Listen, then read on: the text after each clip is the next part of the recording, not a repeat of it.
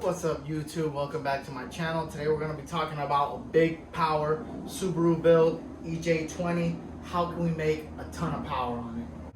As you guys know, my WRX has a ton of miles on it. Just hit 230,000 on it recently. So I don't know how long that motor is going to last. So I got to be prepared for the future. And in the future, I want big power. So this is what I'm building.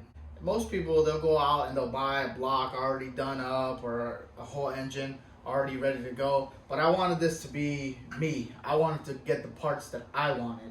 So I got a brand new block from Subaru. I took it, sent it to Outfront Motorsports, had the closed deck block on it to hold big power. And as you might know, this is a boxer engine, so there's two case halves here. It's not all one piece. You have to connect both of those together, and you have two pistons on this side and two pistons on this side. And how you hold that block together is very important. So I had the studs also machined out to 1/2 inch to hold more power as well. So that right there is where most Subaru blocks fail, is either they come apart or the cylinder walls, they can't really hold much power. Like this engine, if I wouldn't have done anything to it, it probably could have held 350 horsepower since it's just a WRX block, EJ20. So we had to do that if we want big power. So next I had to think about what internals I wanted to put in here. And Subaru, they actually did a really good job with their crankshaft. It's already forged. And I've seen a lot of crankshafts from Subarus holding 7, 8, 900 horsepower. So I decided I'm gonna go with the OEM forged crankshaft. As for rods, I decided to go with boost line rods. They're a little bit of a newer type rod, but they're showing that they can hold 1,000 horsepower. So I decided, hey, let's go with those, try those out. They look nice, even though you're never gonna see them in here. But they're designed specifically for boost and nitrous applications, very high boost, which we're trying to push the power, so we need high boost. So then I had to decide what pistons I wanted to go with.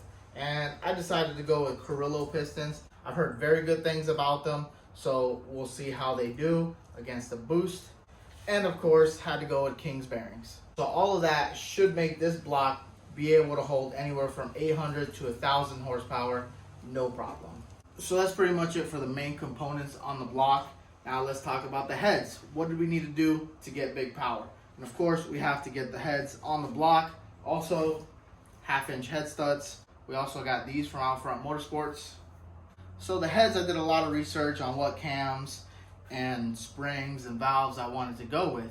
And there's so much information, so many options. And finally, I decided I wanted to go with the same brand of camshafts, springs, and valves, all that stuff, all the same brand.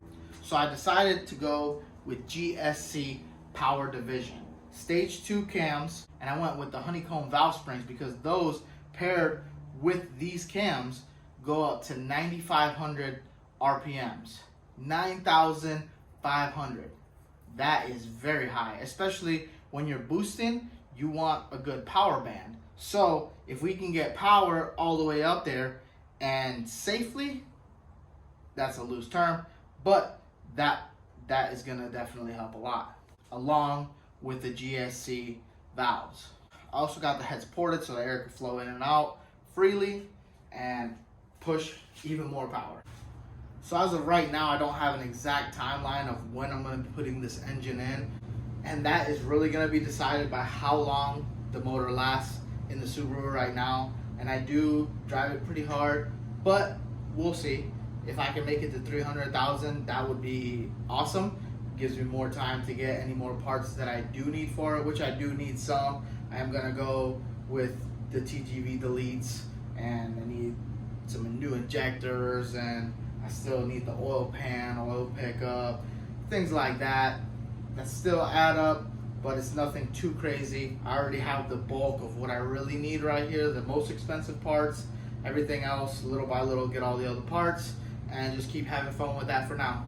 So let me know what you think about this build in the comments below. Make sure you hit that subscribe button and stay tuned and watch this build come along. And we will be putting it in that car and be making a lot of power, hopefully over 700 horsepower. That's the goal. So we'll see. Stay tuned. Thank you guys for watching, and like always, keep pushing power.